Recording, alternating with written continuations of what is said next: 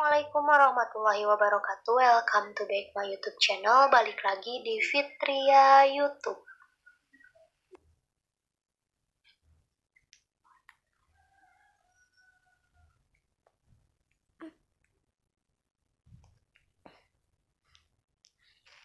Halo guys, oke, jadi di video kali ini aku bakal ngebahas tentang cerita anak muda yang berusia 19 tahun yang menjadi PSK dan mampu melayani 8 pria dalam sehari untuk membeli obat ibunya. So, bagaimana ceritanya? Simak terus.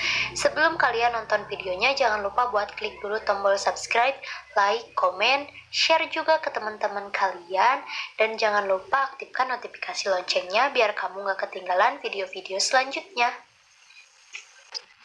Oke, yang pertama, seorang pekerja seks komersial atau bisa disebut dengan PSK yang terjaring di apartemen kawasan Kecamatan Neglasari, Kota Tangerang, menceritakan kisah hidupnya selama bekerja sebagai PSK di apartemen tersebut. Aku nggak sebut nama, dia itu berusia 19 tahun dan mampu melayani hingga 8 pria dalam sehari. Wow, 8 pria dalam sehari, teman-teman. Hari itu Dinda di-booking oleh Dapa. Dapa tak lain adalah Kafid Gakumda Satpol PP Kota Tangerang. Jadi mungkin jadi kayak nyamar jadi apa ya? Menyamar jadi pria hidung belang gitu, teman-teman. Padahal dia itu Satpol PP. Bukannya melayani, kini si X terjaring Satpol PP Kota Tangerang. Si X ini mengaku tinggal di Bilangan, Jakarta Barat. Awalnya dia bukan bekerja sebagai PSK. Jadi awalnya itu bukan bekerja sebagai PSK. Dia tadinya bekerja sebagai admin yang bertugas melakukan transaksi via aplikasi. Jadi kayak admin yang memberitahu bahwasannya ada si yang mau yang mau jadi pria hidung belang gitu, dan dia langsung kasih mungkin ke itu yang menjadikan transaksi online gitu. Bertugas dia itu sebagai admin awalnya, lalu meneruskan pesanan ke penyedia layanan gitu.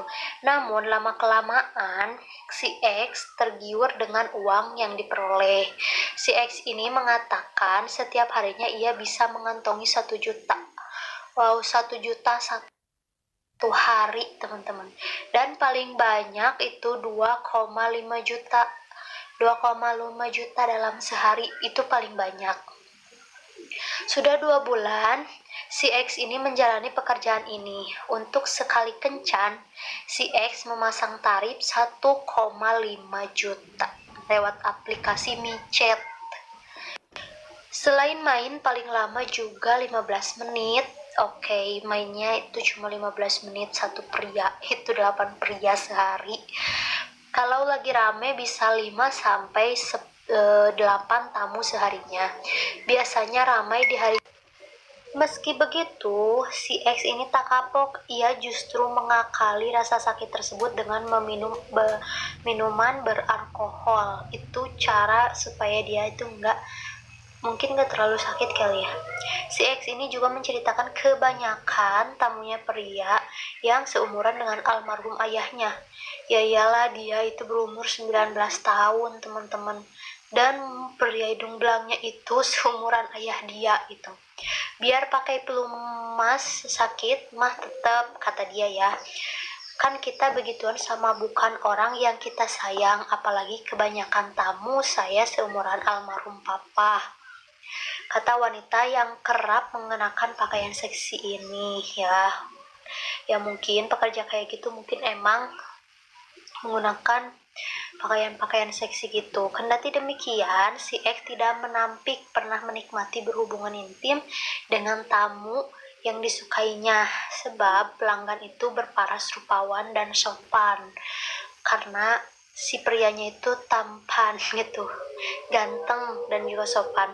Tapi jarang banget orang ganteng, sopan, baik. Biasanya mah ya gitu, Mau gimana lagi, namanya juga tamu, punya uang, yang mau nggak mau kita wajib melayani, kata Dinda. Kata si X ini ya. Uang hasil kerjanya digunakan keperluan pengobatan ibunya yang menderita gula darah.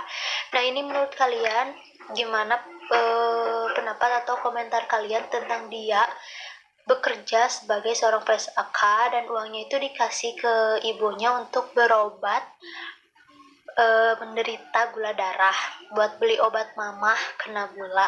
Makanya saya berani terjun ke kayak gini. Abis dulu waktu kerja di toko, jangankan buat beli obat, buat ongkos sama makan aja kurang ya. Emang sih gak menapik ya kalau hal kayak gitu, karena kita juga ngerasain ya kalau kerja cuma di toko itu kayak cuma habis buat makan, ongkos, kosan gitu. Ya mungkin cara dia itu supaya bisa memenuhi kebutuhannya itu ya dengan kayak gitu. Kalian komen di bawah pendapat kalian tentang ini. Selain dibelikan untuk orang tua, masih menurut adat darah manis berdarah Medan.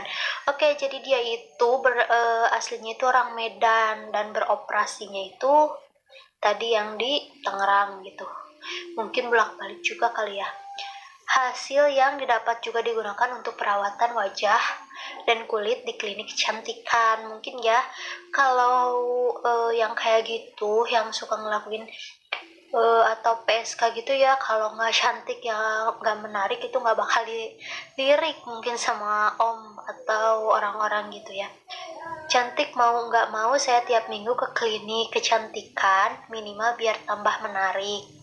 Ia mengaku biaya yang digunakan untuk perawatan pada klinik eh, kecantikan tidaklah murah. Pasalnya dalam setiap mengunjungi klinik kecantikan, dirinya harus merogoh kocek 3-5 juta.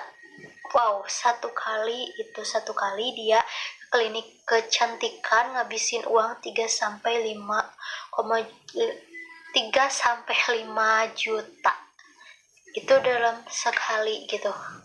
Ya mungkin sebanding kali ya sama apa yang dia dapatin seharinya, itu bisa sampai 1 juta atau bisa sampai 2,5 juta ya. Sisa dari klinik sama buat beli obat mama saya pakai buat kebutuhan makan dan sehari-hari. Kalau ada lebihnya saya ngajak mama buat sekedar jalan-jalan. Oke, kalau ada lebihnya buat jalan-jalan. Bisnis prostitusi di apartemen ini berhasil terbongkar setelah pejabat Satpol PP Kota Tangerang menyamar. Ya, ini yang tadi. Jadi Satpol PP-nya itu nyamar buat jadi si pria hidung belang gitu. Kabid Gakumda Satpol PP Kota Tangerang, Gufron Palveli mengaku tidak mudah menjaring para kupu-kupu malam online tersebut. Pasalnya, para PSK yang menyewa kamar mendapatkan pengawalan dari pemilik unit apartemen yang disewakan dengan tarif 250.000 per hari. Oke, jadi di sini tuh dijelasin bahwasannya 250.000 per hari dari apartemen dan mendapat pengawalan ketat. Mungkin gak sembarangan orang karena takut juga kali ya terkena Satpol PP gitu. Ya, yang kayak gini nih. Jadi si Satpol PP-nya yang menyamar jadi pria hidung belang supaya bisa masuk ke apartemen itu dan membongkar prostitusi online ya. Mereka selektif dalam menerima tamu. Setelah sepakat tarif, kita diminta menunggu di lobi. Setelah itu, ada beberapa pria yang turun memantau kita. Kalau mereka anggap aman, PSK itu langsung turun. Jadi, beberapa pria itu mungkin ngecek ke bawah gitu. Ngecek dan diawasi dulu gitu. Mungkin kalau udah aman, baru si PSK-nya yang turun gitu. Menjemput kita yang menyamar sebagai pelanggan saat dikonfirmasi kalau mereka rasa kurang aman, mereka membatalkan transaksi yang telah disepakati. Oke, jadi dibatalin kalau mereka merasa nggak aman gitu. pindah tower. Dalam penyamaran tersebut, tidak jarang PSK mengoceh para tamunya dengan berpindah-pindah tower. Jadi, dikocehnya itu dengan cara memindah-pindah tempat yang bakal si pria hidung belang dan si PSK ini bertemu gitu. Kalau mungkin dirasa tempat yang sebelumnya itu kurang aman gitu, atau takut mungkin ketahuan. Modus tersebut dilakukan guna mengelabui petugas dan seakan mengetahui pola kerja Satpol PP Kota Tangerang. Jadi awalnya kita diminta menunggu di lobi A. Tidak berapa lama mereka meminta kita untuk bergeser ke tower lainnya dengan alasan keamanan. Kami menduga mereka sangat terorganisir dalam melancarkan aksinya. Mungkin udah terbiasa, jadi udah tahu cara kerja Satpol PP gitu. Ia pun mengaku sistem pengamanan tersebut diduga sudah menjadi bagian dalam praktik prostitusi online di Kota Tangerang. Gufron mengatakan butuh waktu beberapa hari untuk dapat menguak dan membongkar bisnis lendir tersebut. Jadi Satpol PP-nya itu mungkin gak 1 kali 2 kali gitu, butuh beberapa hari buat ngebongkar prostitusi online di Kota Tangerang ini. Jadi beberapa hari ke belakang kita sudah melakukan observasi lapangan dan kami telah memetakan cara kerja dari PSK tersebut. Oke, jadi teman-teman, nah itu dia cerita yang mungkin menurut saya menarik, ada sisi positif dan negatifnya. Dia berumur 19 tahun, bekerja sebagai PSK karena ingin membelikan obat ibunya. Dan ini berada di Kota Tangerang. So, jadi teman-teman, segitu aja tentang prostitusi online yang dilakukan oleh si X yang berumur 9 tahun. Oke, jadi segitu aja videonya. See you next time my video. Waalaikumsalam warahmatullahi wabarakatuh.